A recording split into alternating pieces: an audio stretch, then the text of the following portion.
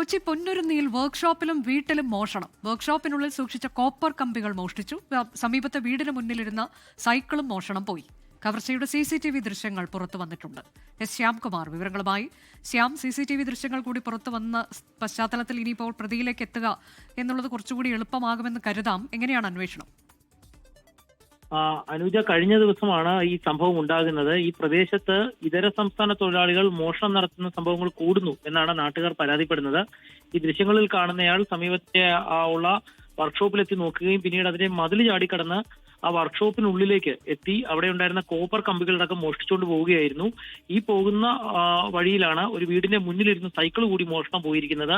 രണ്ടിന്റെയും CCTV ദൃശ്യങ്ങൾ പുറത്തു വന്നിട്ടുണ്ട്. പ്രദേശത്ത് ഇത്തരത്തിൽ പരാതികൾ കൂടുന്നുവെങ്കിലും കള്ളന്മാരെ പിടിക്കാൻ പാലാരിവട്ടം പോലീസിന് സാധിക്കുന്നില്ല എന്നാണ് നാട്ടുകാർ പരാതിപ്പെടുന്നത്. അതിനിടയിലാണ് ഇപ്പോൾ വീണ്ടും ഒരു മോഷണത്തിന്റെ CCTV ദൃശ്യങ്ങൾ തന്നെ പുറത്തു വന്നിരിക്കുന്നത്. ശരി, ശ്യാംകുമാറാണ് വിവരങ്ങൾ നൽകിയത്. ലോകത്തെവിടെയായാലും ഏത് സമയത്തും 24 വാർത്തകളും ഓഗ്മെന്റഡ് റിയാലിറ്റി പാക്കേജുകളും എക്സ്പ്ലെയിനറുകളും വിശദമായി കാണാൻ ഞങ്ങളുടെ YouTube ചാനൽ നിങ്ങൾക്ക് സബ്സ്ക്രൈബ് ചെയ്യാം.